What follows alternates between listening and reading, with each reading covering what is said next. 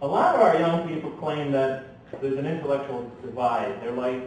They have to develop a certain intellectual schizophrenia to negotiate the mosque culture and then the larger culture.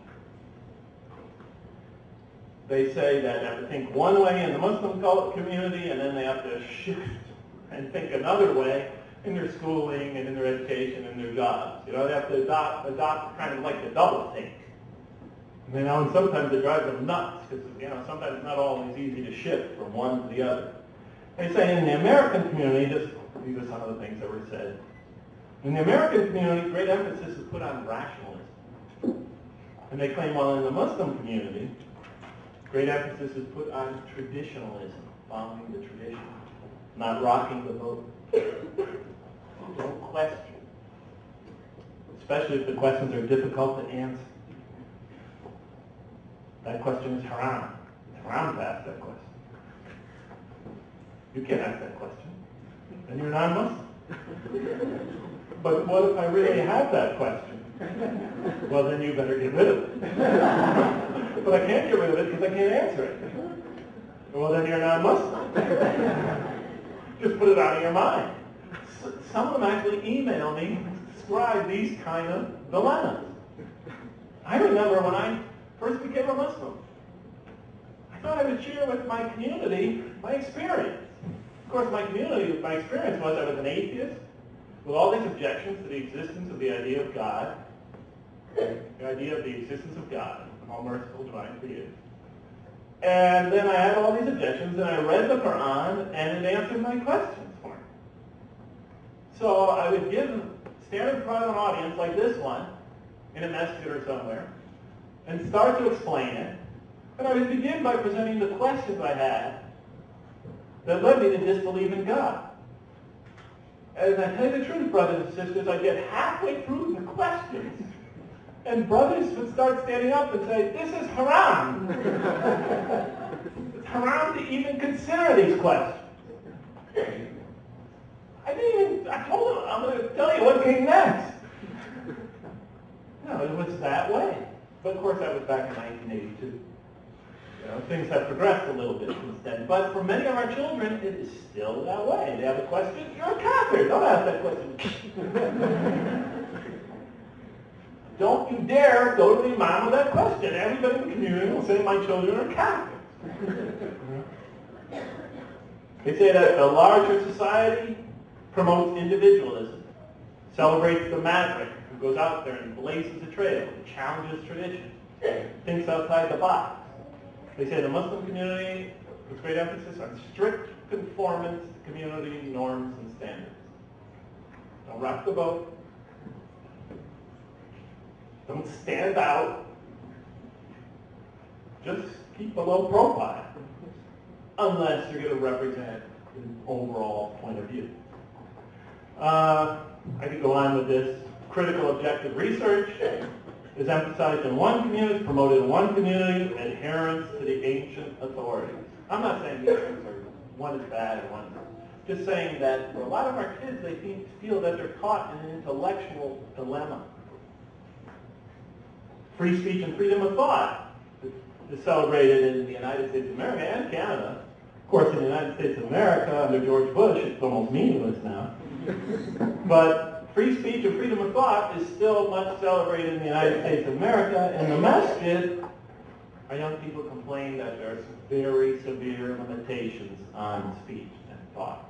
A lot of communities, you got to get before you can even say something in the masjid, you got to get permission from the leadership, and they have to know what you're going to say, and so forth and so on. All speech and thought is very strictly controlled, as it is in many third world oligarchies, for example. In any case, many of our kids for these are problems. Let me just summarize it rather than go down the intellectual doublethink that many of our young people complain of, and our converts. Basically, the idea is this. Many of our young people, they're not scholars of Islam. They're not university professors that are going to go out and start exploring and reading, going through ancient texts and things like that. Most of them are just kids, and they are basing, and as they're growing up in America, they are weighing these two communities side by side. And they are intuitively trying to figure out which one makes more sense. And by and large, they are seeing the mainstream culture with all its faults and flaws. They're still seeing the mainstream culture as democratic, inclusive, tolerant, encourages mutual respect and objectivity, where arguments are won by rational thought.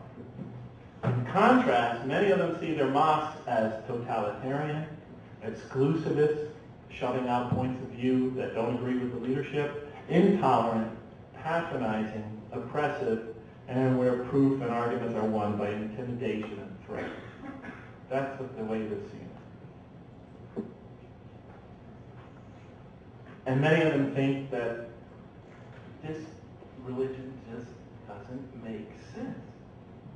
And like I said, they associate it with Islam. And they email me, well, Islam requires this. And I have to email them back and say, are you sure that Islam requires that? That's how deeply confused they are. Because ever since they were kids, they were told Islam requires this, Islam requires that. Let me give you an example of the type of concrete examples they give me. One young lady said, my dad doesn't have a clue how I'm going to get married someday. She said, my dad tells me that if I see one of my classmates in a mall or something like that, or out on the street when I'm with my family, and he's a non-Muslim, it's okay if I go up and talk to him. Say hello and things like that. If he's a Muslim, I can't talk to him. On the other hand, he tells me at the same time that if he's a non-Muslim, I can't marry him, but if he's a Muslim, I have to marry him. So she said, here it is, the boys that I have no chance of marrying, I can talk to them, but the boys that I'm supposed to marry, I could never talk to them. Another young lady wrote me and she said, it's really strange. They keep us so separated from each other in the chaperoned environment of the community. They keep us so segregated from one another and secluded from one another that we virtually have no contact with Muslims of the opposite gender. She said, so what happens is, in reality, for every 1 minute of contact I have with a Muslim male who someday I'm supposed to marry from among them, I have 1,000 minutes of inadvertent contact with non-Muslim males who I'm not supposed to marry someday. She said, is it any wonder that Muslim girl after Muslim girl is falling in love with non-Muslim boys? 1,000 to 1.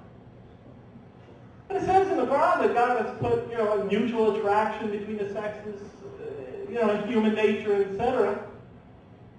This magnetism and drawing them together. He said, what do they expect? A young boy wrote me. He said to me, my dad is a social schizophrenic. When he's at the masjid and he sees a female fully covered, dressed modest as can be, he sees them, he's shocked, and immediately turns around and faces the opposite direction. And then at work, on the Thanksgiving holiday, he always has a special day where they celebrate, Thanksgiving at work. And he's invited us, of course, his family to go to that. And he's putting his arm around ladies, talking to them, chatting, etc., the non-Muslim lady. Why does my dad find a Muslim lady fully dressed more threatening to morality than a non-Muslim lady in a short skirt at a Thanksgiving party? In an open environment. And they're starting to say, this just doesn't make sense. And I can give you an example after example after example.